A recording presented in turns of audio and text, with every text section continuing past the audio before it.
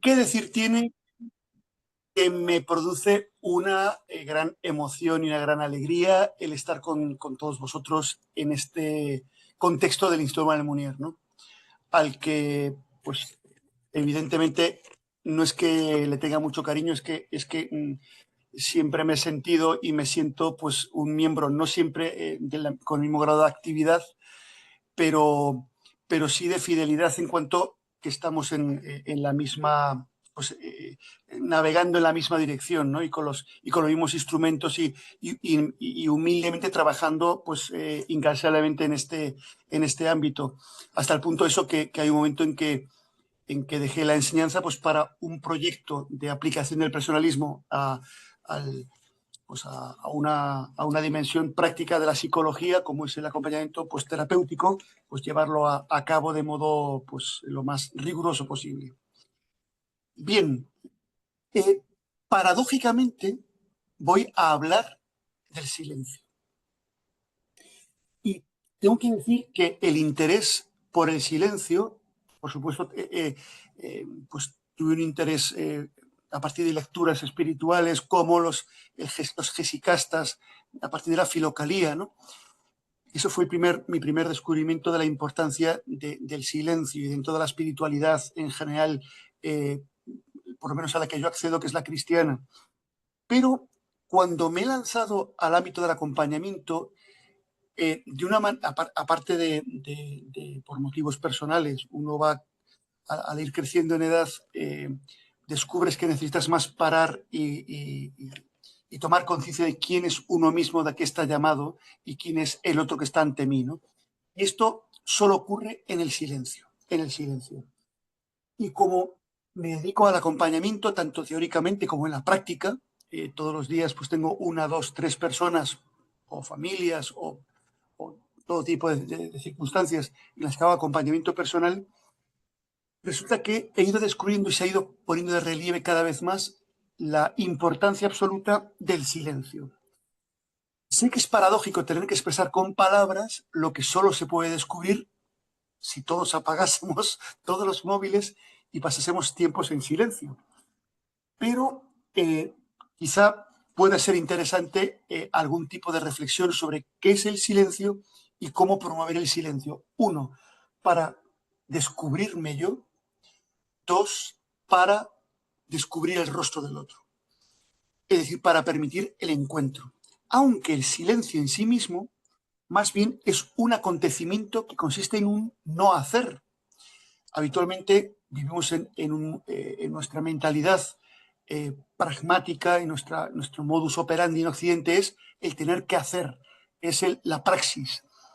Eh, pero justo el silencio es la ausencia de praxis, es ponerse abierto a descubrir lo que hay en mí, lo que soy yo y lo que no soy yo, ¿no? Es un no conquistar, un no dominar. Esto rompe mucho los esquemas de nuestra forma mentis tan ilustrada, en la que queremos dominar, conseguir, conceptualizar, someter. Es un freno a las urgencias. Igual que ahora los que estamos en este encuentro, en esta conferencia, hemos puesto un freno a nuestras urgencias para darnos el gusto de encontrarnos y escucharnos. Pues el silencio es ahora, es el vivir el aquí y el ahora, demorándome en el presente para tener un acceso a mí mismo. Pero atención frente a formas degradadas de silencio, de las que hablaremos después, como la que propone, por ejemplo, el mindfulness, que propone un silencio para encontrarme con una interioridad deshabitada. No hay mayor tragedia que esa. Lo que propongo es el silencio como acceso eh, a mi interioridad a través de una no intención, de un permanecer en mi interior. Como dice uno de los apotegmas de uno de los padres del desierto, Serapión, dice, permanece en tu celda, ¿no? Es decir, permanece en ti, permanece en ti. Esto significa, en algunos momentos de mi día, escaparme cronos, de la urgencia, del momento, del tiempo sometido a periodos tasados para vivir el kairos, para vivir un tiempo de gracia donde dejo que sucedan los acontecimientos sin tiempo, ¿no? Yo cuando era joven recuerdo que yo hacía, bueno, y hago todavía, pero mis tiempos de oración estaban reglados. De 8 a 8:30 hago yo oración, ¿no? Como si yo la hiciese y como si pudiese hacer esto en tiempos limitados, ¿no? En realidad, eh, el silencio es un salirme de ese tiempo tasado para estar a disposición de lo que ocurra, ¿no? Es un ser hospitalario conmigo, con la realidad, con el otro, con las cosas. Por tanto, es una pasividad, es una pasividad, es una renuncia a llevar las riendas. Estamos demasiado acostumbrados a ser yo el que piense, yo el que domina, yo el que propongo, y por tanto, dejar de llevar las riendas es un dejarme hacer, es un reconocer la pasividad originaria. Eh, yo creo que en antropología descubrimos que más allá del yo hago, yo produzco, yo amo, es pues yo soy amado, soy creado, soy llamado. Bueno, hay una pasividad, una receptividad primigenia. El silencio me permite vivir esa pasividad y me permite dejar salir todo lo que hay en mí. No siempre es agradable cuando uno hace silencio y dice, voy a hacer silencio para relajarme. Lo llevas claro, porque el silencio es cuando pueden salir todos mis demonios, pueden salir mis malas intenciones, mis malas voluntades, las imágenes inadecuadas, mis heridas que tenía muy tapaditas para que no me molestasen. Habitualmente preferimos el ruido, la conexión continua al Internet, la conexión continua a la música, la actividad continua para tapar heridas, tapar frustraciones, porque preferimos vivir en esa, en esa ignorancia eh, anestésica, ¿no? El silencio es evitar la anestesia y dejar que salga todo. Para esto he de desalojar lo innecesario. Los que estamos ahora, en esta conferencia, en este encuentro, yo mismo he tenido que dejar aparte mis urgencias. Que si tengo que ir a comprar, ahora ya no toca eso. Que tengo que hacer unas llamadas, ahora no es el momento.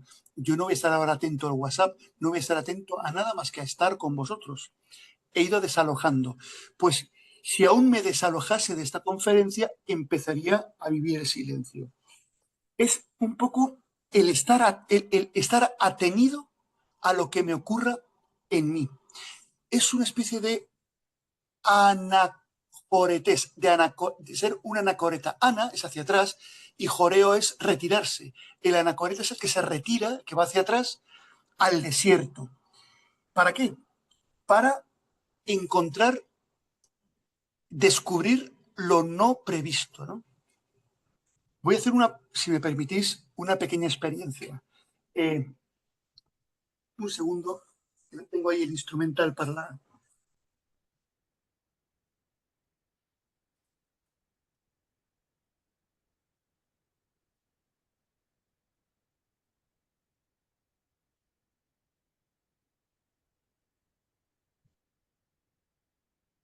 Pues, mirad, os voy a contar brevísimamente. Hay un músico que se llama Thurlow O'Carolan del siglo XVIII que ha compuesto unas melodías muy sencillitas, muy bonitas. Eh, las componía en Kildare. Kildare es una aldea que hay en Irlanda, a unos kilómetros de Dublín, y ese señor componía música, componía para los amigos. Kildare sigue siendo una aldea, ¿no? Y componía con un arpa celta, componía música. Esta música, que era muy local, se quedó archivada, pero ha sido la matriz de parte de la música celta del siglo XX y XXI. Esta es una música, fue la última, la que voy a interpretar ahora, es la última pieza que compuso a su esposa, poco antes de morir. Y se llama Si Bec Si Mor. Sí, lo podéis buscar en internet también, Si Bec Si Mor. Es una preciosidad.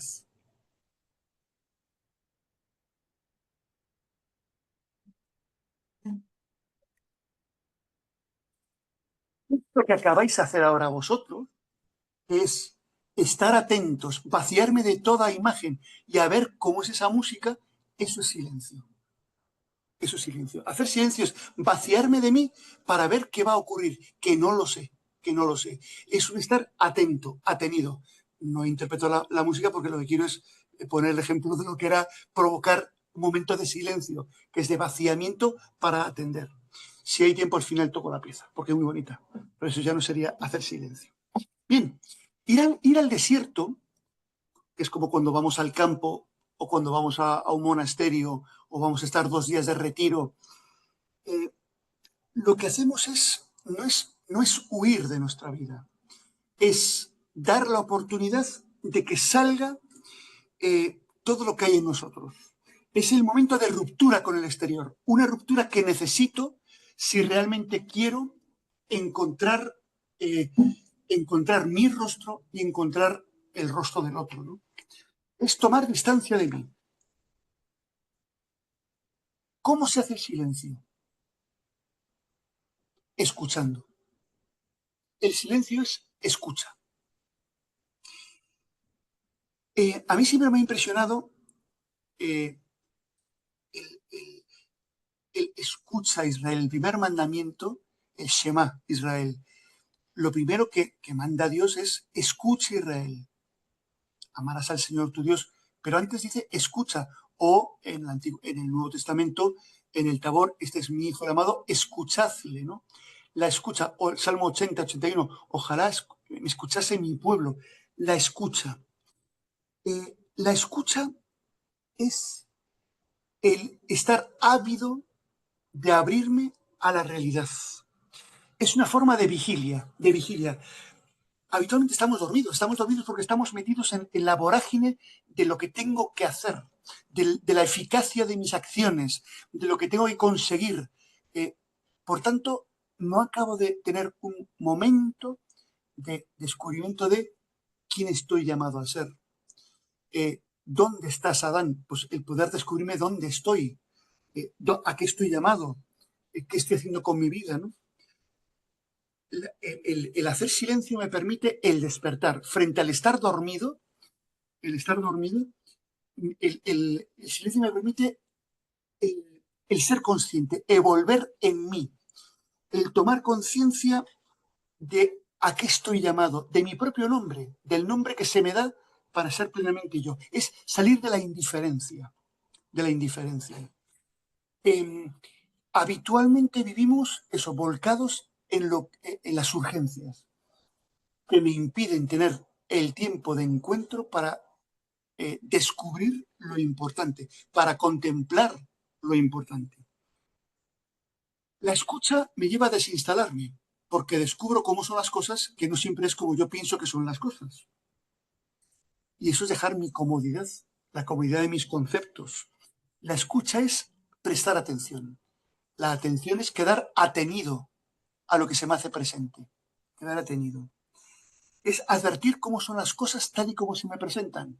De alguna manera, la fenomenología en filosofía solo es posible si hay un cierto silencio, silencio contemplativo que me permite intuir cómo es la cosa en sí, ¿no? Es quedarme abierto al ser que se hace presente. Pero atención, yo no puedo forzar la presencia de lo real en mí, yo no puedo forzar las cosas, no puedo forzar la presencia del otro en mí. Con lo cual, este quedarme atenido a la realidad es una espera también, es una espera. Es dejar mi actividad y quedarme a la espera de darme cuenta de. Pero atención, no es pasividad, es tensión, es tensión. Si esta guitarra suena,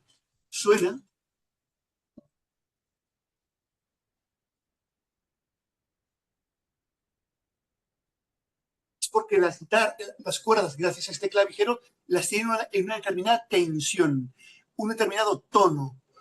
La tensión es necesaria, mantenerme en tensión para la distensión, la pasividad a la que invita Kabat-Zinn, es la pérdida de tensión, eh, me- no me permite estar tonificado en mi tono, ¿no?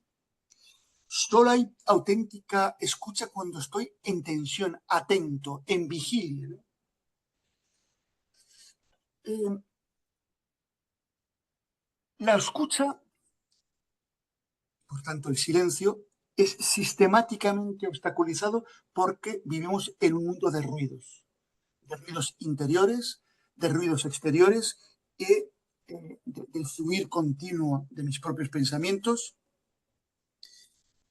Y esto eh, me impide, de mis propias distorsiones, de mis propias tormentas afectivas, de mi orgullo, que que me hace pensar que las cosas son como yo las veo, de mis sentimientos, que me hace pensar que la realidad es como yo la siento, de mi voluntad, que me dice, de voluntarismo que me dice la realidad es como tú la quieres. Bueno, pues frente a eso, el silencio es apertura. ¿A qué? A la realidad. A la realidad. Me permite captar la realidad como presencia, con su firmeza, con su patencia. Las cosas se me hacen presentes cuando me vacío de mí, puedo ver qué es lo real, ¿no? ¿Qué es lo real? Eh, como confiable.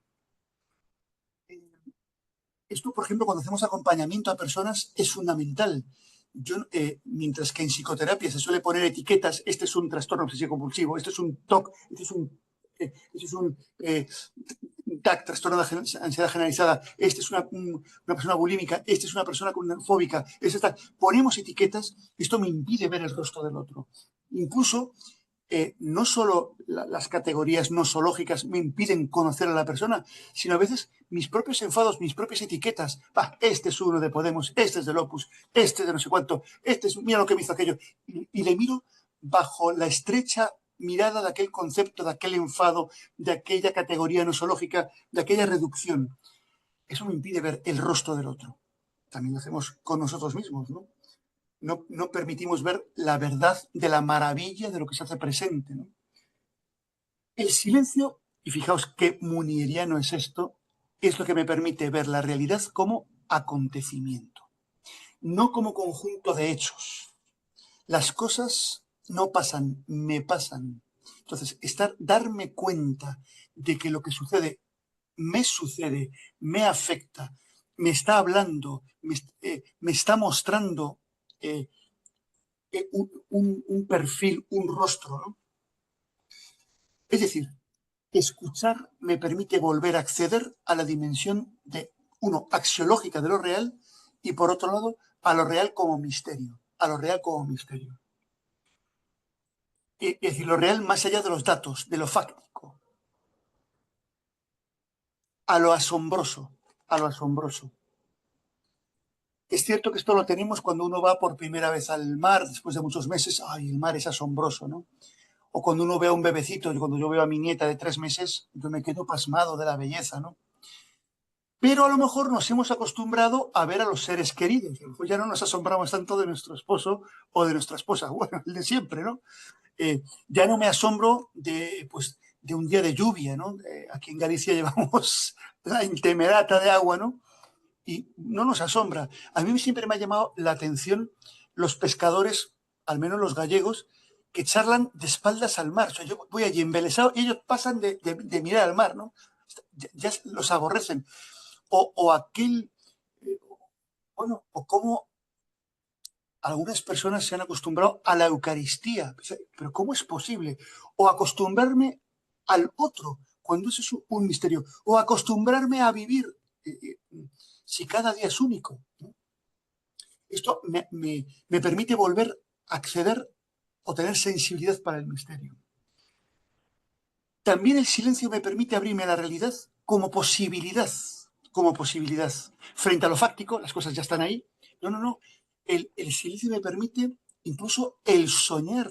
Me permite, quien decía Munier, quien no sueña con construir catedrales, no construirá ni una pequeña choza, ¿no? Esta ensoñación, este soñar con lo posible, solo es posible en el silencio. La persona muy ocupada o muy activa, el hiperactivo, no puede tener tiempos de ensoñación para soñar con posibilidades, ¿no? Para descubrir que la realidad es amorosa, que está impregnada de sentido, ¿no? El silencio es el lugar de descubrimiento de la verdad. De descubrimiento de la verdad.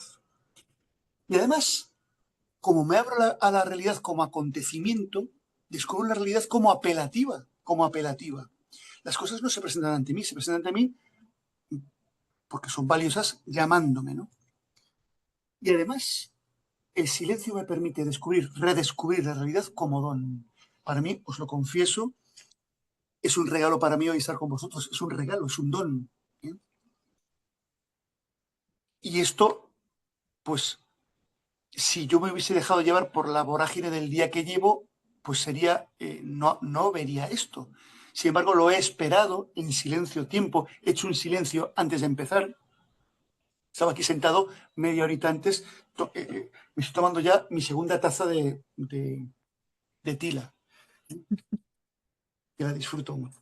Bien, ¿qué permite el silencio? Luego diré cómo se puede acceder al silencio, ¿no? Pero ¿qué permite el silencio? Primero, el encuentro conmigo.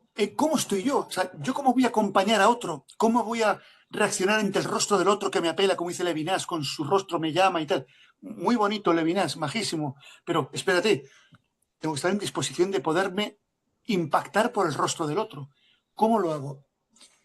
Descubriéndome primero, yo a mí. Descubriéndome. Claro, cuando uno se descubre, realmente no hay otro camino que la humildad, el descubrir eh, pues la pobreza que soy, la limitación que soy, lo falible, los errores, pero la tentación es la de huir a mis ensoñaciones sobre mí, porque yo soy el que, o de mis heridas, porque yo soy el que me han herido, porque me han hecho, ¿verdad? Es el momento de no huir de mí, de no huir de mí. El silencio es la vía de acceso a mi interior, es el cese de mi actividad para entrar en contacto conmigo, para no juzgarme, para encontrarme en este interior habitado, claro, y esto impide la hibris, impide la soberbia. Cuando yo veo a un soberbio, el que está muy pagado de sí, bueno, yo mismo, la soberbia, yo no estoy libre de soberbia, ni mucho menos, ¿no? Por eso le llaman un pecado capital, ¿no? Pues efectivamente lo es. Pues, ¿cuándo soy más soberbio? Cuando no hago silencio y no me encuentro conmigo, porque si me veo tal cual, si me aproximo un poco a verme tal cual soy, más allá de mis ropajes, más allá de el doctor en, el que ha publicado tantos libros. Eso es vanitas vanitatis, eso no soy yo, eso es lo que he hecho, eso es el título que me han dado, eso es lo que he creado, lo que he fundado. Yo he fundado el Instituto de la Familia. Pero ¿eso qué es? Eso de aquí a 100 años no se va a acordar nadie del Instituto de la Familia, ni de mí. O sea, mi esencia no está en eso, ni en lo que yo he. No, es que yo tengo hijos y he logrado y me he comprado esto. Fijaos qué librería tengo, cuántos libros, y esto no es nada. Lo que tengo una librería maravillosa y tengo un coche y tengo no sé cuánto y tengo y he hecho y tal. Vanitas vanitatis, eso es todo ruido, es mentira. Al final me voy a ir de este mundo sin nada de esto. Ese no soy yo. ¿Quién soy? La respuesta a quien estoy llamado a ser. Pero solo me descubro esto, descubro mi llamada y descubro mi pobreza y descubro que todo en mi vida es don desde el silencio, reconociendo lo que hay en mí, reconociendo que soy gracias a quienes me han hecho crecer. El silencio me permite el descenso a mis infiernos también, a mis infiernos. Me hace humilde. Solo cuando me encuentro sin etiquetas, sin excusas, con mi interior, comienza el posible proceso de sanación, que no me sano yo, soy sanado por otros, ¿no? En el encuentro, como decía Buber, ¿no? Y tomo conciencia también de mis sentimientos, que habitualmente están bastante ocultos, ¿no? De mis afectos, eh, de mis pensamientos ocultos y de que tengo 4 momentos experienciales. El primero, en silencio me di cuenta de que vivo devorado por el cronos. Lo que yo hago, lo que pasa, lo que sucede, estoy en ello, ¿no? Solo cuando hago silencio digo, espérate, ¿dónde voy con todo esto? Es como la sístole, empujo. Yo soy el agente de mi vida, soy el que, muy bien. Después paso al kairos. un segundo momento, diástole, donde descubro que me acontecen cosas. Ya no soy yo el que hago, sino que me acontecen cosas que yo acojo en mi corazón. Acojo la palabra del otro, el rostro del otro, el sufrimiento del otro, el mío, el que me toca, ¿no? Después hay un tercer momento de acción, de nuevo sístole, hago con lo que se me entrega.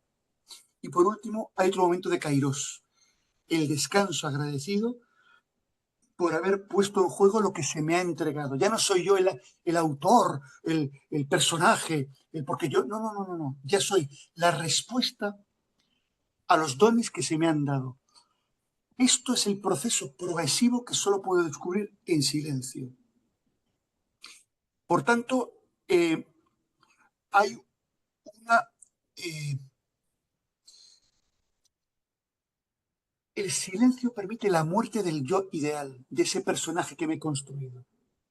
Ese personaje que me he construido. Y todos nos hemos construido un poco, o mucho, ¿no? El personaje que me empeño del que me empeño en hablar a los demás, porque yo, tal, lo que yo he hecho, lo que yo digo, lo que yo he construido, lo que yo he parido, lo que yo he ganado. Bien, necesito, antes de mi muerte física, necesito la muerte de mi voluntad y la muerte de mi yo, ese ideal, de ese personaje que como John Fisher, el caballero de la armadura oxidada, puede que me trague a mí mismo, ¿no? Bien, pero segundo, fijaos qué apasionante. Descubro lo real como acontecimiento, me descubro mi propio rostro y tercero, descubro el rostro del otro. Todos conocéis aquella historia tan bonita en la que un psicólogo va desesperado a ver a su amigo monje y dice, oye, estoy desesperado porque me encuentro ya con una desgana tremenda en mis tareas terapéuticas, ya me aburre escuchar las penas de los demás, esto es horroroso y tal, todo el día escuchando fobias, todo el día escuchando ansiedades, psicopatologías y tal, esto el mundo está hecho un cisco, fíjate cómo está Pedro Sánchez Putin, todo el mundo está loco y tal, ¿no? Fíjate, Trump y tal. Entonces dice el monje, ven para acá. Entonces le llevó a una enorme olla de las que hay en los monasterios, con un montón de agua hasta arriba, la removió y dijo, mira, ¿qué ves dentro? Dice, veo agua removida. Muy bien. Esperó 5 minutos y dice, ¿y ahora qué ves? Dice, me veo a mí. Claro, solo podía verse así cuando el agua estuvo calmada. Todos conocéis la historia. Si yo estoy tan agitado por mis rencores, por mis envidias, por mis vanaglorias, por mis soberbias, lleno de mis cosas, lleno de mis pretensiones, lleno de mis pecados en los que me regodeo, qué horror, soy yo, de mis desesperaciones. Si no introduzco el silencio en todo eso, no voy a poder ver el rostro del otro. Si no me vacío un poquito de mí, no voy a ver el rostro del otro. Entonces, tendré espejos, no tendré ventanas. Seré como la mónada leibniziana, pondré al otro las categorías que tengo dentro de mí y nunca le veré al otro que es siempre distinto a mí. Le habré etiquetado, le habré desechado, admirado y tal, pero es una imagen deformada. Por eso en acompañamiento, cuando hacemos acompañamiento decimos fundamental el silencio personal previo para vaciarme de toda imagen previa que tenga, porque cuando acompañamos a alguien desconocido hay que estar atentos para no ponerle etiquetas o no dejarme llevar para ellas. Pero, ¿qué sucede cuando tengo un momento de encuentro en el que quiero acompañar a mi esposa, a mi amigo, al que tengo más que calificado y clasificado? Sí, esto es un tío muy majo, este es un tío de los Kikos y tal, este es no sé cuánto, esto es un ocupa de Podemos, este es un no sé cuánto. Etiquetas para todos, ¿no? Bien. En el silencio puedo acoger el rostro desnudo del otro y asombrarme por él, en vez de cerrarme en mi imagen del otro. Para eso necesito, como decía Weber, contacto y retirada. Contacto y retirada. ¿Qué es la retirada, señores? Silencio. Silencio.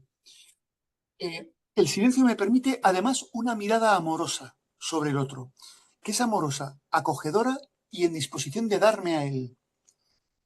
Me permite descubrir el misterio del otro. Me permite y atención, por lo mismo, me permite la teosis, la deificación, me permite el descubrimiento de Dios en mí. Solo en el silencio puedo descubrir que mi interioridad, esto qué pena que los de mindfulness nunca lo pueden descubrir, ni Kabat-Zinn, ni el budismo zen, es una pena, pero se pierde lo más apasionante, que cuando hago silencio puedo tener acceso al otro que hay en mí y que está en mí, que me habita. Si yo me despojo un poquito de mí, solo un poquito, y confío en ese que me habita, ¿no? Pero es más, o sea, por eso solo en silencio soy capax dei, solo en silencio. Pero sobre todo, cuando antes le decía a, me preguntaba Julia cuántos libros tengo ahora mismo, he dicho 75 y 35 cursos online y un máster online entero. Es lo que he producido en estos años, ¿no? Pero tengo que confesaros una cosa. Qué poquito de esto que he escrito ha salido del silencio. Casi todo ha salido del ruido de palabras que, leyendo otras palabras, han producido palabras. Por tanto, de todo lo que he escrito me quedaría con muy poquito, con muy poquito. ¿Por qué? Porque la palabra solo tiene fuerza cuando brota del silencio. Lo otro es logomaquia, es aturdimiento, puede ser muy lúcido, con ideas muy lúcidas, pero la palabra solo es fecunda si surge del silencio. La palabra resuena en el silencio. El que ha aprendido a guardar silencio también sabrá hablar correctamente. Por eso, los que nos dedicamos, yo lo hago diariamente prácticamente, a dar cursos y conferencias, esa es mi actividad ahora. De hecho, con eso sostengo mi fundación, con mis conferencias, ¿no? Y, bueno, y las 10 personas que trabajan en ella.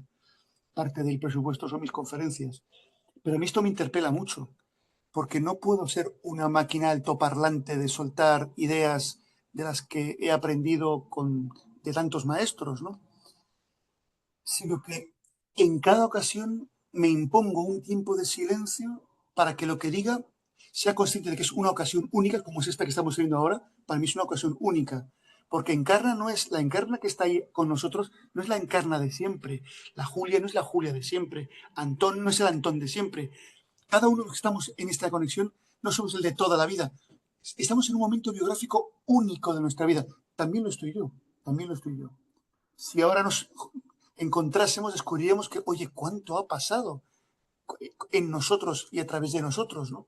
Entonces, seguro que eh, lo, los encuentros que teníamos hace 20 años, 25, éramos nosotros, pero ahora estamos de otra manera. Con lo cual, cada encuentro es único. Si yo no hago silencio antes de cada encuentro, estoy esterilizando ese encuentro, ¿no?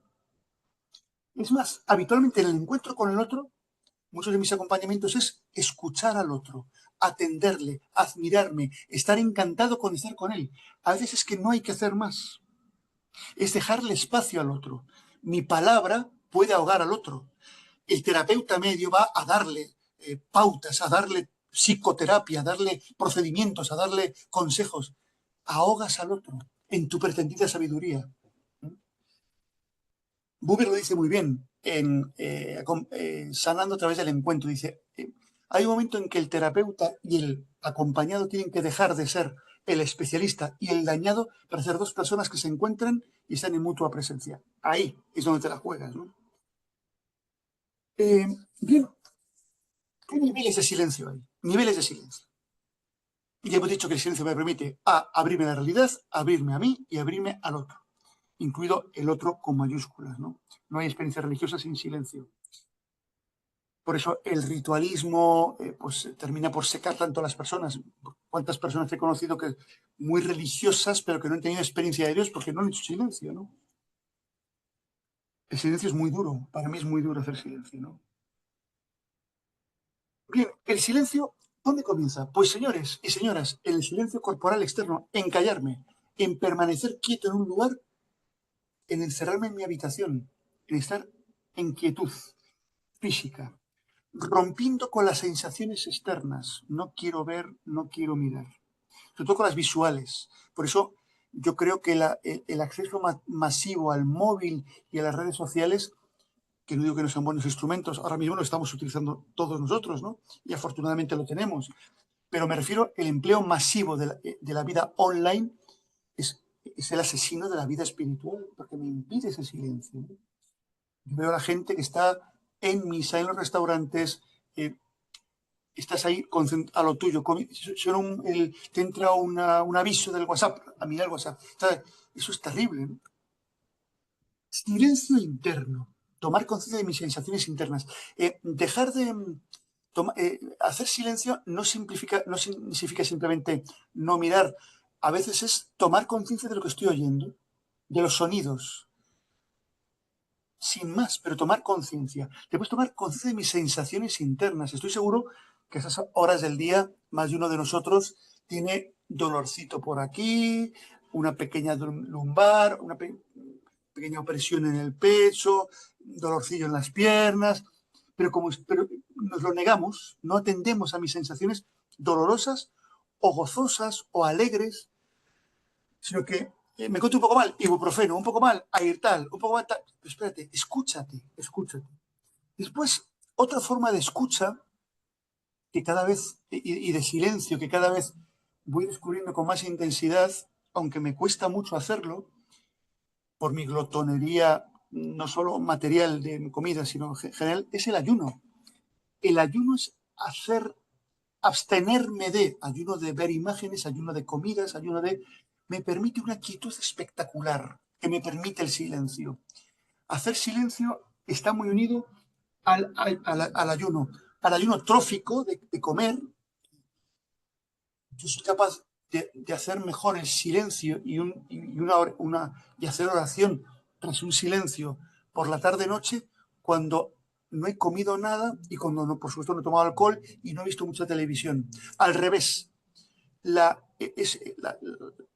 lo que a mí me ha pasado muchas veces. Llego de todo el día de tensión, llego al sillón, me pongo a comer mi chocolatito, mi galletita, lo otro, la televisión, la serie de moda, El Calamar, Sálvame Deluxe, Cuarto Milenio, déjame de líos y tal. Claro, ya he roto. Bien, otro silencio más que necesito es el silencio muscular. Necesito respirar hondo. Y uno dirá, pues claro, esto es lo de los orientales. No, está en los padres del desierto y está en el ser humano. La respiración como conciencia de mí, de mi cuerpo, y la relajación muscular, perder tensión muscular para estar. Después, otra cosa fundamental, cortar el fluir de imágenes. Estamos demasiado fritos por imágenes. El exceso, más vale una imagen que 1000 palabras. No, más vale una palabra que 1000 imágenes. Lo siento mucho. Es tan inundatorio ya el mundo de las imágenes que como no hagamos ayuno de televisión y ayuno de redes sociales y ayuno de películas y de series, es que no nos damos respiro, no nos damos respiro. Fluir de imágenes, fluir de pensamientos, de razonamientos, pararlos. A veces también hay que parar los recuerdos. Fíjate lo que me pasó, lo que me hicieron, porque dejar ese bucle permanente de mirar hacia atrás. Apaciguamiento afectivo. Mientras yo no me apacigüe mis rencores, mis envidias, mis juicios, no estoy en disposición de hacer silencio. Ni hacer silencio, ni acompañar, ni hacer oración, ni muchas actividades cuya preámbulo es el silencio. Ni siquiera de estudiar bien. Bien, y por último está el silencio de voluntad, el no querer, el no tener pretensiones. Vivir de acuerdo a lo que uno es, a las responsabilidades de uno, pero que no es no soñar, no es no tener megalopsiquia, no tiene que ver con eso, sino el no tener concupiscencias, ambiciones. Pues ahora voy a ver si... No, mira, pues escribo un libro, si lo lee alguien bien, si no, bien. Abrimos una charla porque puede ser muy interesante. Si viene uno, bien. Yo recuerdo una vez que un miembro de Stolman, el Munier de Badajoz, Juan Carlos, me invitó allí a presentar la colección Persona. Y bueno, yo no podía dejar a mi familia y me fui con mi esposa y 2 hijos. No había autovías todavía, y me fui a Badajoz, a un pueblo de Badajoz donde vivía esta persona, al lado de Portugal, con mi esposa, mis 2 hijos pequeños. Entramos en la librería después de que me dijo esta persona que había hecho una difusión masiva, y apareció uno en la librería, Juan Carlos, y otro más. Niño mayor, aquí vengo a que me presente la colección. Pues se la presento, ¿no? Entonces, yo recuerdo que me quedé muy fastidiado. Porque, hombre, cruzarme España con un Fiat Uno, que más se me estropeó la vuelta, como en dos niños pequeños, para una persona consumirme mi fin de semana, pues me quedé muy fastidiado porque fue como un tiempo que yo juzgué de estéril, ¿no? Después me alegré mucho de aquel viaje y me lo pasé muy bien, pero bueno. ¿Pero por qué? Porque yo tenía una pretensión, la pretensión del éxito no, en aquel momento no tanto mío como de la colección persona, vamos, no tener pretensiones. Esa es otra forma del silencio, ¿no? Bien, ¿qué tipos de silencio hay? Pues el silencio como el silencio externo, fundamental, no hablar, no mirar, quedarme quieto, irme a un lugar calmado, que puede ser un lugar de campo, ¿eh? De privación sensorial. ¿Eh? Esto, dado que somos corporales también, necesito este silencio, como preámbulo para el silencio interior. Después, el silencio de escucha, el silencio interno, acallar ahí las imágenes, decía, ¿no? Después, el silencio contemplativo, quedarme absorto ante una verdad, una frase, una realidad, acoger algo o alguien y dejar de resonar en mí. Un silencio meditativo, ¿no? Después hay silencios que engendran creativos, el silencio profético, ¿no? Pero atención, atención, ¿cuáles son las... bien, en todo caso, el silencio es como el nadar. ¿Cuál es, o como el orar? ¿Cómo aprendo a orar? Ponte a orar. ¿Cómo aprendo a nadar? Lánzate a nadar. ¿Y cómo hago silencio? Cállate, haz silencio. ¿Cuál es mi experiencia con el silencio? Mi corta experiencia, mi pobre experiencia. Pero ¿qué me han dicho también personas que han hecho mucho silencio? Primero, que el silencio es liberador. Me libera del yo activo, del yo pienso, yo hago, yo decido, yo produzco, yo. Nos sobra el yo, la autorreferencia, el cor insane curvatus, porque no somos solo hacer, ni siquiera somos fundamentalmente hacer. El silencio me permite un poco la egotanasia, ¿no? Yo soy desde, estoy llamado, soy para la misión, soy hacia, y por eso la experiencia es que bien, magnífica, qué bien que puedo vivir esto, ¿no? El Azul, el Fiat, el Magnificat son formas de pasividad. Me libera de mí, de tener que ser yo el artista central del cosmos, ¿no? Me vacía. Eso es una muerte difícil, ¿no? Pero hay que irla haciendo, porque es que si no, hay que ir preparando la otra muerte también. Y se prepara en silencio. Si reconozco que no todo depende de mí, si las cosas salen bien, bien. Si salen mal, bien. Yo no soy el agente ni el autor de mi vida, ¿no? Absoluto. Eh, no tengo que vivir la tensión de tener que estar siempre demostrando algo siempre a los demás. Es muy bueno esa retirada, ¿no? El abandono, la aceptación. Me libera de la autosuficiencia, de tener que llevar siempre las riendas de mi vida, de que mis planes tengan que salir adelante, de los miedos al error, de los miedos al fracaso, a la debilidad, a la pobreza, ¿no? El silencio me libera del exceso de trabajo. Claro que hay que trabajar, claro que hay que ser creativos y productivos, pero los que somos activos y tenemos esa educación un tanto calvinista, por lo menos hablo de mí, yo me tengo que liberar una y otra vez para decir no a muchas cosas, para ser un poco más apofático, ¿no? Eh, para no estar siempre a disposición de las expectativas de los demás. Y el silencio me da fuerza para eso, me permite el contexto para discernir, pues esto no, hasta aquí he llegado, hasta aquí llegó Sansón con los filisteos, ¿no? Me libera de lo que se quiera adueñar de mí, me libera del exceso de palabras.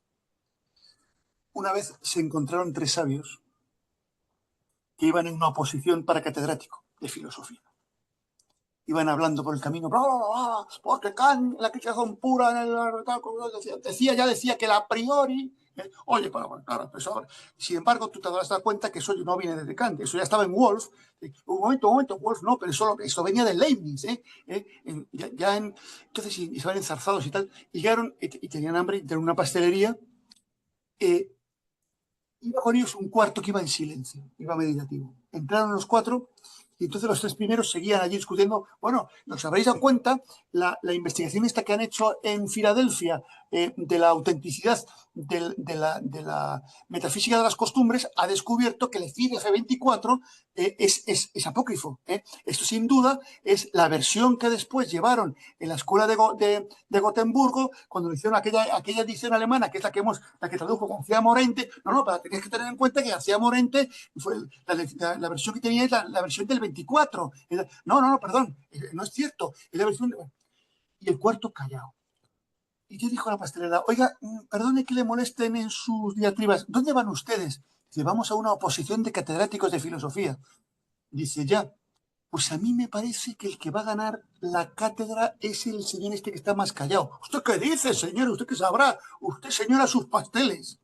Total, que fueron a la oposición y efectivamente lo ganó el cuarto, el que estaba callado. Y los otros tres dicen, coño, ¿qué ha pasado aquí? Volvieron a pasar y dicen, oiga, ¿usted cómo lo sabía? ¿No será familia usted del tribunal o de Pedro Sánchez o algo? ¿Usted cómo lo sabía esto? O de un chivatazo del fiscal general, o cómo ha sido esto, ¿no? Dice, no, yo lo sé por los pasteles, porque los pasteles cuando están a medio hacer en el horno hacen mucho ruido, crepitan, pero el pastelito que ya está hecho está en silencio. Bueno, pues el silencio me permite hacerme, cocerme, me libera del exceso de palabras que aturde a los demás y me aturde a mí. Me libera de mis personajes, de creerme que yo soy yo. Eso. Al final se descubre la verdad de lo que somos cuando estás enfermo con la batita verde moribundo en la residencia o en la cajita de pino metidos. Ese es lo que quedó de mí. ¿Y dónde queda todas las máscaras, mis personajes? ¿Cuánto hice el ridículo manteniendo ese personaje? Me libera de esa exterioridad en la que me ahogo. Me libera de mi pasado, del que estoy pendiente, lo que no hice, lo que me arrepiento, lo que hice mal. Bien, el silencio me sana, porque me permite el contacto con la realidad, porque me permite encontrar no quién estoy siendo, sino quién estoy llamado a ser. Me permite el pensamiento recto, el afecto recto, el actuar recto. Me permite ponerme a distancia de la realidad para que no me ahogue también. Me permite la autotrascendencia, descubrir qué es lo valioso. Me permite desligarme de los problemas, incluso de mis patologías. Yo no soy mis tristezas, no soy mis angustias. Cuando logro tomar distancia, que por cierto, dicho sea de paso, una de las formas terapéuticas de tratar la ansiedad es tomar distancia de mi propia ansiedad observándola, o de la tristeza, observando mi tristeza y ponerme a distancia, porque ahí me descubro que soy más grande que mi tristeza, que mi ansiedad, que mis pasiones, si lucho con ellas, crecen mi ansiedad, mis pasiones, mis ataduras, mis tristezas. Si me pongo a distancia contemplativa y descubro que soy más grande que ellas, comienzan a ponerse en su sitio, ¿no? Tomar distancia de lo real, distancia de mí, desbloquear qué es el para qué de mi vida y después cuáles son mis amores, mis esperanzas y mis creencias más hondas. Por tanto, como además el silencio es el que me permite la medida de mi hacer, me permite hacer hasta donde me puedo aturdir o caigo en la mecánica del hacer. Por tanto, el silencio es una especie de antídoto del estrés, de la ansiedad. Me permite vivir de una manera más humana. Siempre me han admirado, cuando paso algún tiempo en algún monasterio cisterciense, el funcionar a golpe de campana. Ahora van, vuelven, hacen, oran, rezan, producen, tal, pero van a un ritmo muy humano, ¿no? Van haciendo y no vamos con el cronos en la mano consumiendo, ¿no? Consumiendo tiempos. Bien, por último, en nuestros 2 o 3 minutos cómo hago el silencio. Yo os decía, haciendo silencio, pero después escuchando sonidos, escuchando sensaciones, estando atento, escuchando rostros, escuchando frases, escuchar afectos, escuchar lo que acontece, pero escuchar sin juzgar, escuchar, estar atento, permanecer, vigilar. El silencio se hace estando vigilante, parando de vez en cuando, recluyéndome y vigilar y tomar conciencia del para qué de mi vida, quién estoy llamado a ser, cómo estoy tratando a este que amo, si soy coherente con aquello en lo que creo, ¿no? Ayuda mucho la respiración, el unir, o sea, el tomar conciencia de cómo respiro. Habitualmente esto nos pasa desapercibido, ¿no? Pues tomar conciencia de cómo entre mi aire y sale, que esto además se convierte en una técnica de relajación, pero para lograr esta psiquia, que es la tranquilidad, la calma, necesito calmarme. Si uno tiene que acudir a técnicas de relajación, pues que acuda, ¿no? Pero habitualmente lo mejor es observar mi respiración, hacerla profunda y vivir ese jesicasmo, si no, ni oración, ni palabra, ni actividad. La posición corporal ayuda al silencio, una posición erguida pero no rígida, porque si me echo me duermo, pero si parezco así, en posición sedente, pues ayuda, ¿no? Y estar en un lugar tranquilo. Por eso el ir recluirte en tu habitación, en una capilla, en una catedral como la de Orense, que es maravillosa, que no entra nadie, porque aquí eh, pues es maravilloso, o el irte a un sitio apartado, a un sitio de naturaleza, tener un momento de cerrar tu puerta exterior, ¿no? De estar en tu celda, ¿no? Bien, pues aquí lo dejo planteado, como una necesidad profunda para quien acompaña y como una herramienta para quien es acompañador. Porque las personas, cuando acuden a nosotros con un profundo inquietud, malestar, necesidad, solo cuando logran hacer un poquito de silencio, ellos mismos descubren el cómo afrontarlo, ¿no? Muy bien, pues hasta aquí lo que os quería decir. Y ahora, si queréis, hablamos unos con otros, no solo bidireccionalmente. Pues muchas gracias, José Manuel. Gracias. Bueno, a mí me ha encantado, la verdad, Qué buena eres, Encarna. escucharte como siempre, con ese ánimo, con esa gracia que tú tienes, además, para contar de todo, además.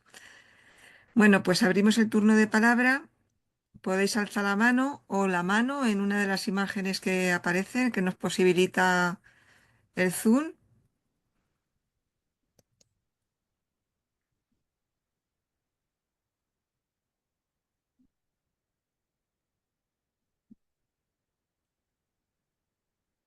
Bueno, yo creo que nos hemos quedado aquí un poco en visión contemplativa, En silencio.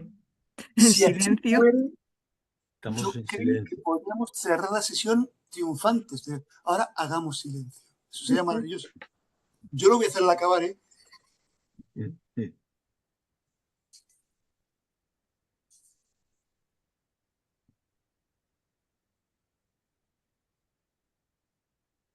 Qué coherentes sois. A ver quién rompe ahora el silencio. Yo te lo voy a romper. Mira, Vamos, Julia, muy bien. ¿cómo se enseña a hacer eso? Yo sé Bueno, que tú lo has hecho ahora mismo, pero lo haces con palabras. Entonces, ¿cómo se enseña desde cuando se debe empezar, ¿no? A que estar en silencio es una manera maravillosa de estar. Es que es tan difícil para esta sociedad entender eso del silencio. ¿Cómo enseñarías tú a unos niños por qué se debe tener silencio? ¿Para qué? bueno, cuando he estado con niños nunca lo he hecho, pero sí he estado con adolescentes haciendo silencio, ¿no? Bien, siempre, bueno, de hecho, actualmente, 3 veces al año, acompaño a jóvenes haciendo el Camino de Santiago a 5 etapas y primero las 2 o 3 primeras horas de caminata es en silencio. Después, cuando llegamos al sitio, estamos en silencio, ¿no? Entonces, ¿qué propongo en este tiempo de silencio? Propongo simplemente estar atentos, es el no hacer. Por tanto, hay una explicación previa. Señores, vamos a cerrar los móviles. Por ejemplo, en el Camino de Santiago, los móviles los echan a una bolsa que dejamos en el coche escoba que recuperan al llegar. O sea, van a estar caminando sin poder mirar un WhatsApp, ¿no? Con lo cual, todos los años tengo alguno que le pegan un ataque de ansiedad. Pasar 4, 5, 6 horas sin móvil, algunos no lo soportan, ¿no? Algunos se niegan. No, que es que si tengo alguna urgencia, la única urgencia que tengo en el Camino de Santiago es irme a un bosquecillo a eliminar líquidos sobrantes, pero otra urgencia no hay, ¿no? En todo caso, ya hay uno que lleva el móvil, pues hay que llamar a... Entonces, primero, dejar móviles. Segundo, un ejercicio que hago introductorio siempre es sentarme, manos sobre las piernas y dedicarnos a observar la propia respiración.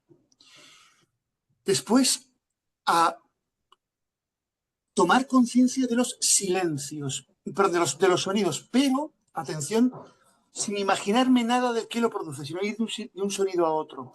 De modo que, poquito a poco, voy ayudándoles muy pedagógicamente a la experiencia de soltar ellos la agitación en la que están viviendo habitualmente y que siempre es un impulso y otro que hago yo, y el impulso y un input y una salida y un intervenir permanentemente. Entonces, dejarles en ese ayuno de actividad de móvil, conexión con la respiración, atención a las sensaciones exteriores y después, poco a poco, a las sensaciones interiores, ¿no? Al principio, en tiempos relativamente breves, porque no aguantan el silencio. Yo, pues, si no hacéis mucho silencio muchas veces, os propongo que lo hagáis, que no lo hayáis hecho mucho, un ratito de estar sin ninguna pretensión. Enseguida estoy haciendo el tonto, estoy aquí y tal. O sea, no aguantamos estar en silencio, ¿no? Después, también,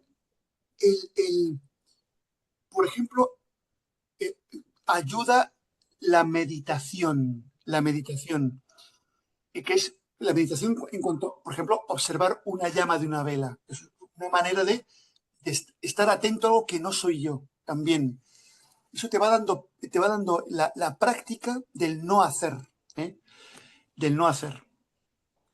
Y después, antes, y que sea antes de cada actividad importante, de un encuentro importante, por ejemplo, termino la actividad de la mañana antes de incorporarme a las actividades de la tarde, pues tener 5 o 10 minutos de parón. ¿Qué hago en ese parón? Observo mi respiración, observo cómo estoy, y voy acallando, y esto es muy complicado porque nuestro fluir ahora mismo es vertiginoso.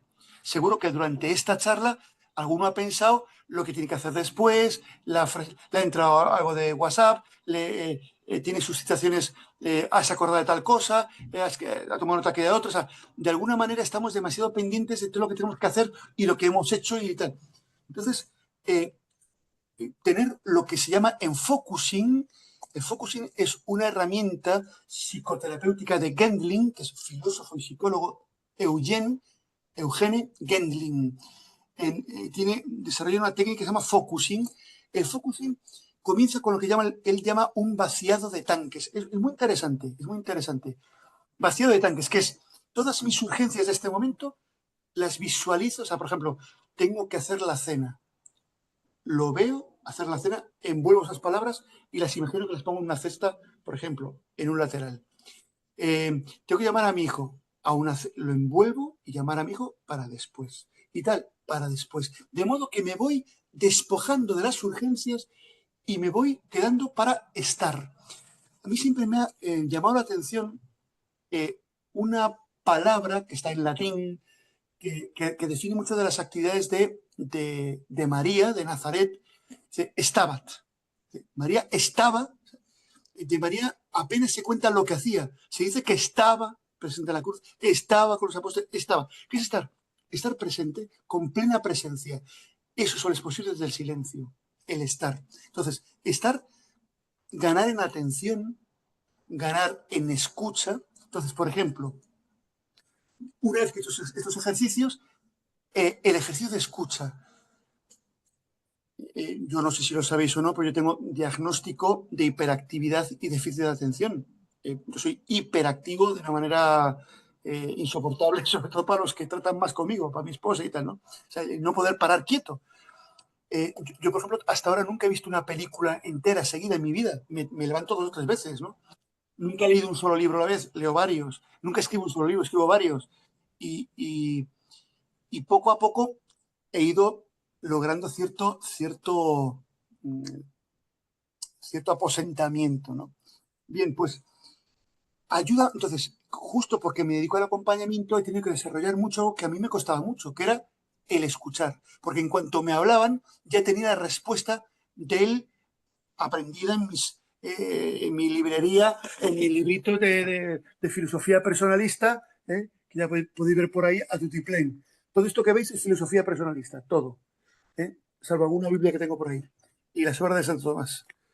Eh, entonces, yo respondía de libro, también alguna experiencia, pero lo que descubro cada vez más que lo que la gente necesita de mí es que yo esté escuchándole, que le dé espacio a él.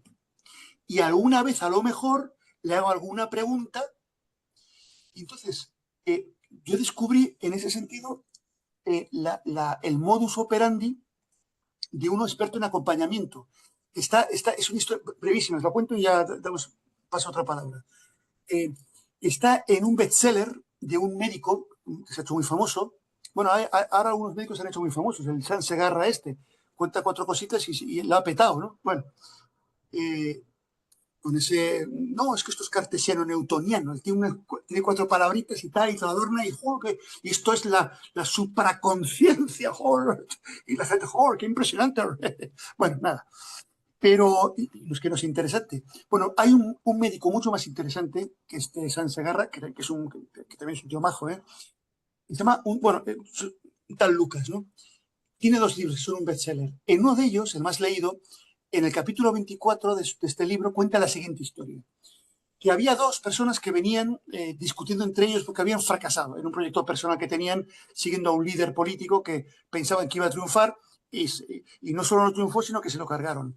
Y entonces venían los tipos enfadados entre ellos, discutiendo, lentos, y se replegaban a su casa de vuelta porque sus ilusiones se habían hecho trizas. Y en todo esto, de repente, le sale uno al encuentro y se pone a caminar con ellos.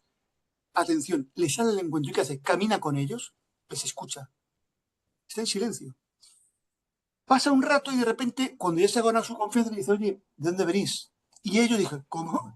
Es que eres tú el único extranjero, tía Queen, que no sabe lo que ha pasado en la ciudad. Y él, haciéndose el longis, dice, ¿qué? Y entonces le contaron toda la historia de su líder, ¿no? Y entonces, ¿él qué hizo? Les escuchó, les escuchó, les escuchó. Estaba en silencio, dejándoles que hiciesen su relato. Entonces, no se adelantó a decirles, pero vamos a ver, fijaron bien en mí, yo sé lo que ha pasado allí, y de hecho lo sabían. No voy a desvelar no voy a hacer spoiler del bestseller, porque merece la pena que lo leáis de primera mano, ¿no?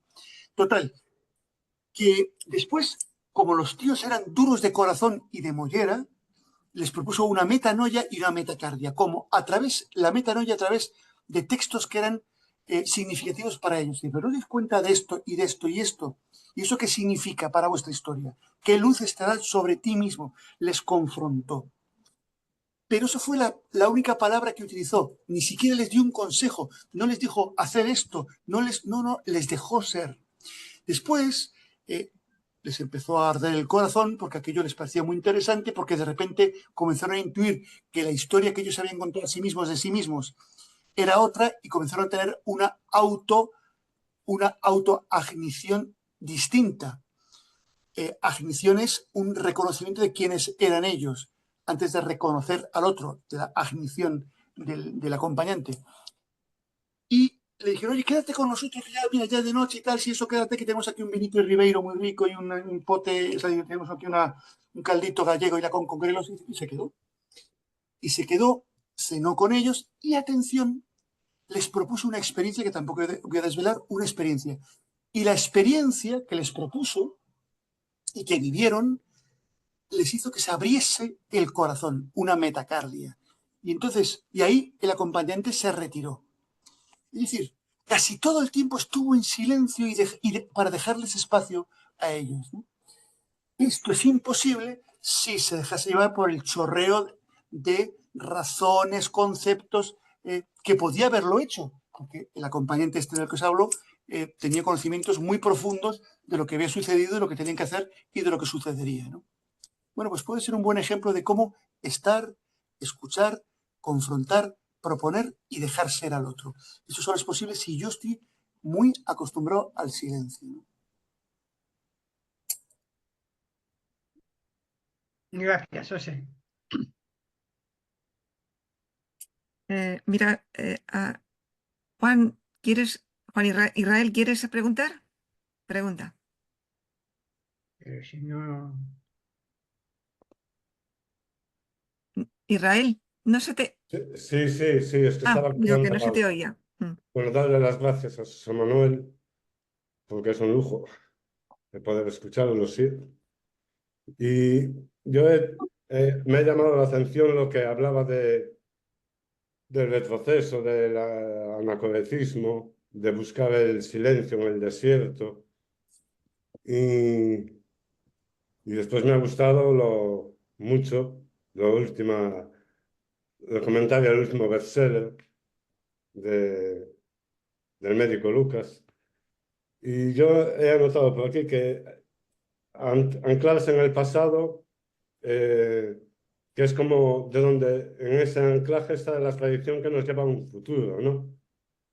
De alguna manera, ejercitando la memoria. Él también comentó en algún momento que más vale una imagen que 1000 palabras, no, sino que una palabra más que 1000 imágenes.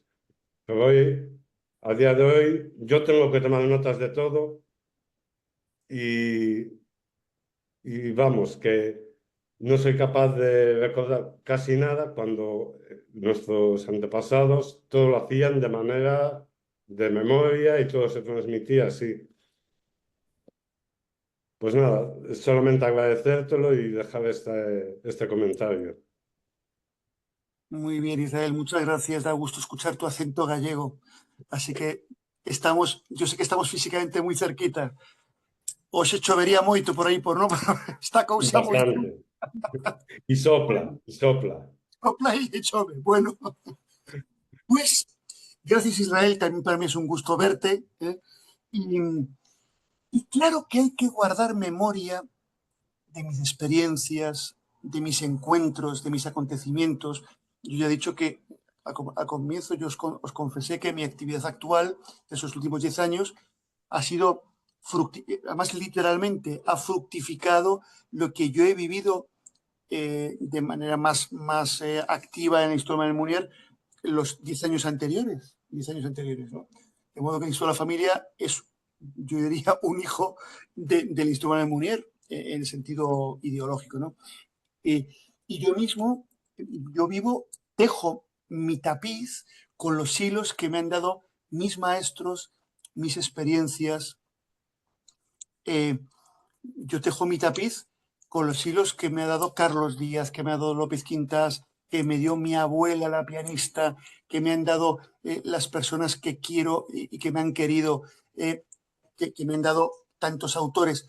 Pero hay un momento, que es el momento del silencio, donde yo tengo todos estos hilos, subo la escalera con los peldaños que me han regalado, pero hay un momento que tengo que dejarlo todo eso atrás y quedarme yo ante el asombro de mi propia existencia desnuda, ¿no? Porque claro que como seres intelectivos y dialógicos necesito todo ese bagaje conceptual y experiencial.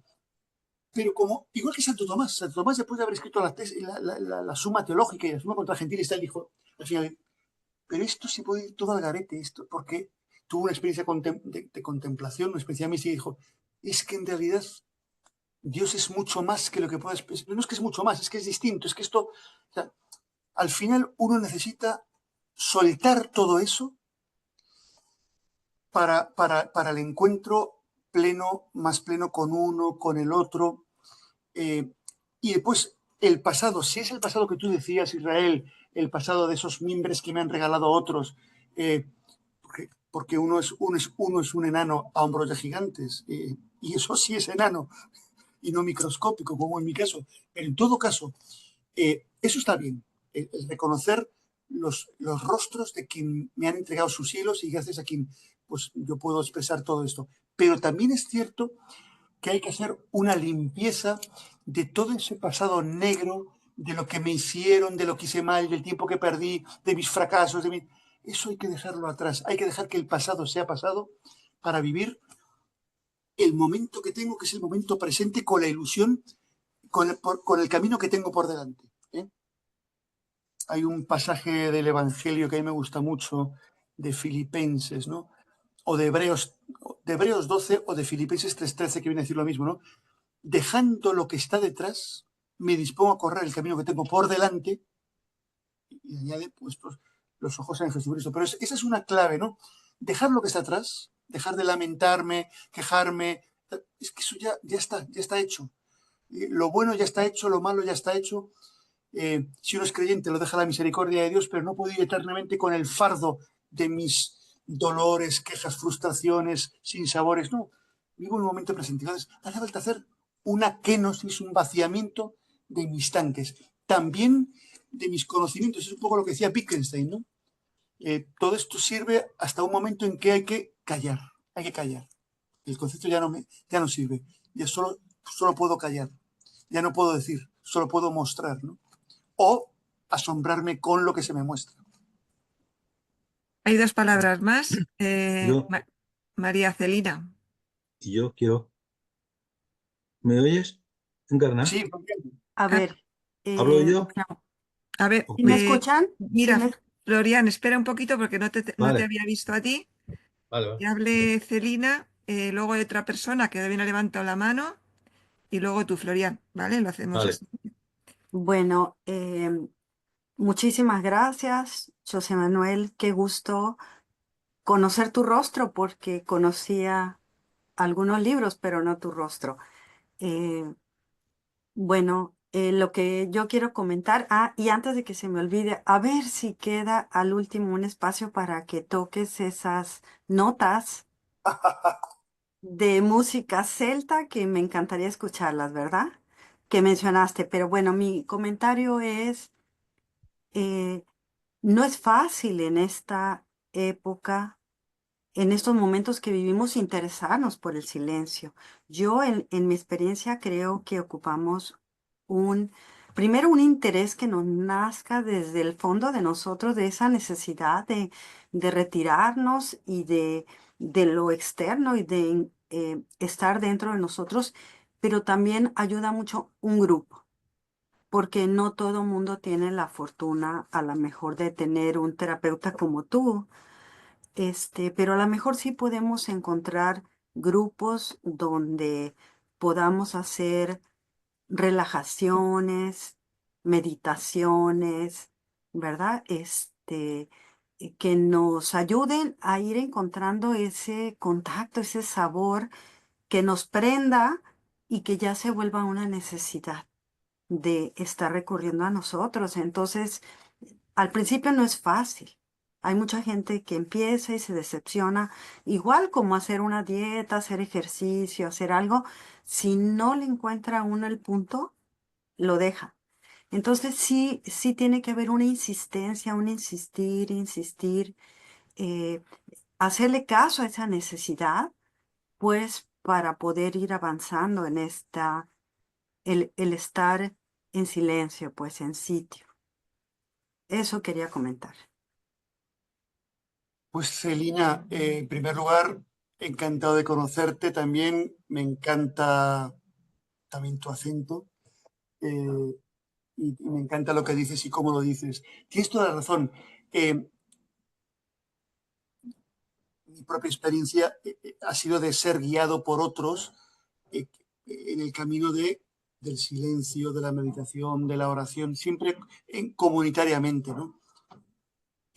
es cierto que cuando uno está metido en la vorágine de la mecánica del día a día y del mundo, que te exige haz más rápido, tú puedes, esperamos de ti esto y tal, salirse de eso necesito hacerlo de la mano de otros, del mismo modo que nadie reflexionaría sobre esto motu propio, salvo en ciertos momentos de hartazgo, ya decir, no puedo más y tal, y dice, bueno, pues voy a quedarme en silencio, pero eso es cuando uno se queda afónico, ¿no? Pero necesitamos por supervivencia interior. Y yo creo que no voy a, entonces, lo has dicho muy bien, yo no voy a esperar al final, sino que casi le voy a tocar ya la pieza musical. No sé dónde vaya a ir la cosa. Espero que suene un poquito. Esa es una guitarra de 10 cuerdas. Fijaos. Me sirve sobre todo para tocar música celta y música barroca. A ver si os gusta esta pieza.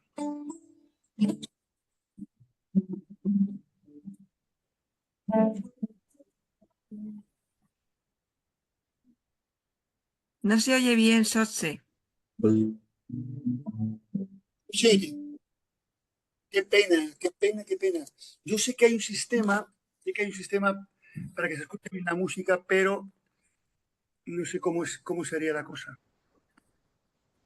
Bueno, no se escucha nada. Sí, es que no se oye. Bueno. Yo creía que nos ibas a mostrar el silencio de la música, porque no, efectivamente, ni media. Lo hice antes, pero bueno, nada. Si Seguimos. queréis, no, Seguimos si quieres, con Antón, que Antón también ha levantado la mano. muy bien. Hola, buenas tardes, José Manuel. Encantado de escucharte después de un tiempo. Sí, Y yo quería comentar un poco lo del silencio.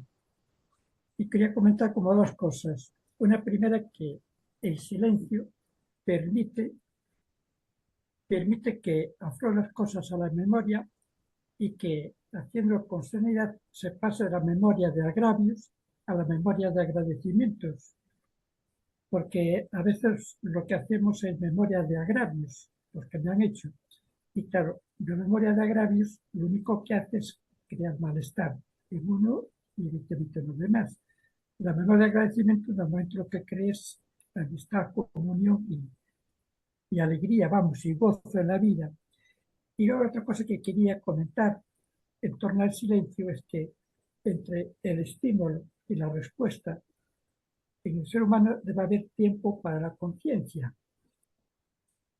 para la reflexión, para el silencio, y ese tiempo de conciencia, reflexión y silencio hace que la respuesta no sea la que pide a veces el estímulo, sino que sea otra totalmente distinta.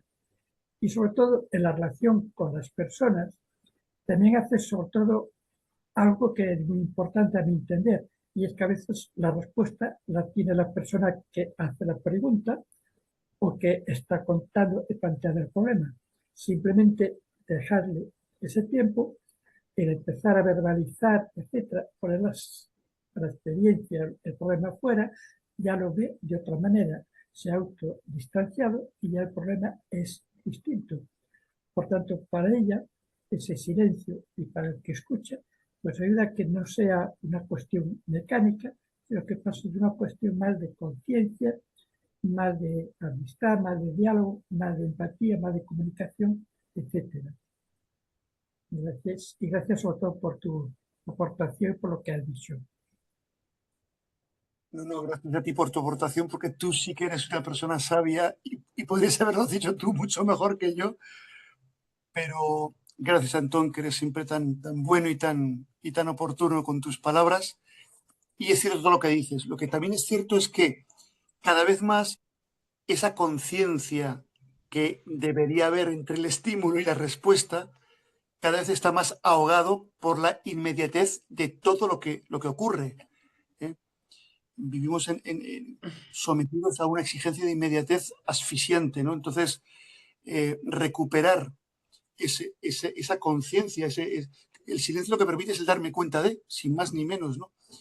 Eso es, vamos, esencial para que sea posible el encuentro, la filosofía, el acompañamiento. Tú lo has dicho muy bien. Y me ha encantado lo de que la memoria de agravio deje paso a la memoria de agradecimiento. Qué bonito. Qué bonito. Gracias. Pues Florian, con tu intervención y la respuesta de Sotsey, damos por finalizada el encuentro. No, yo no voy a hacer ninguna pregunta, simplemente quería hacer un comentario.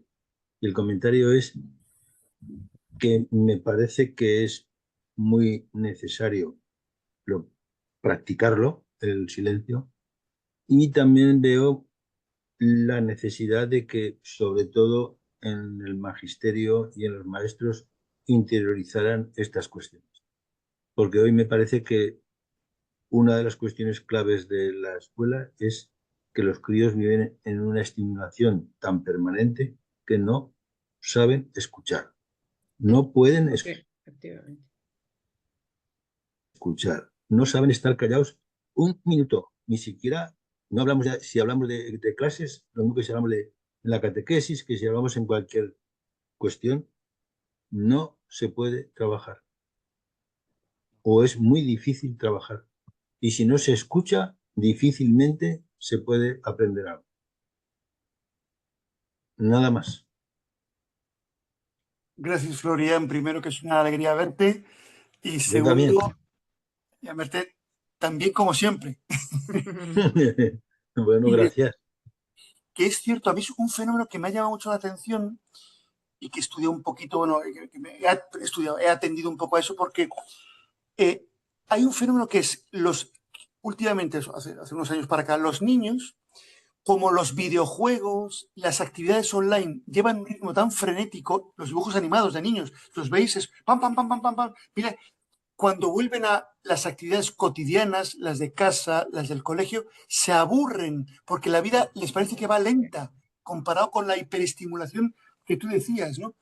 Entonces, si el silencio para cualquiera de nosotros es necesario, tienes toda razón, o sea, es urgente explicarles y proponerles experiencias de silencio para bajar la activación, porque esto va a acabar, o sea, sabéis cómo ha crecido el número de niños con hiperactividad, de niños con dificultades de concentración, de impulsividad, esto es una cosa pasmosa. Nosotros en el centro de acompañamiento atendemos el índice de niños que están adictos y jóvenes a las nuevas tecnologías. En España se calcula que es entre el 14 y el 17%. Y hacemos acompañamientos en toda la familia de niños con esas circunstancias, y es la impulsividad absoluta, el descontrol, el no atender, el no escuchar, el no hacer caso, el rebelarse ante cualquier intento de cortarles la fuente de hiperestímulos porque lo necesitan. Entonces, es dramática la situación, más de lo que parece. Sí, sí. Muy bien, pues un placer haber Pues un estado placer para todos, ¿no? La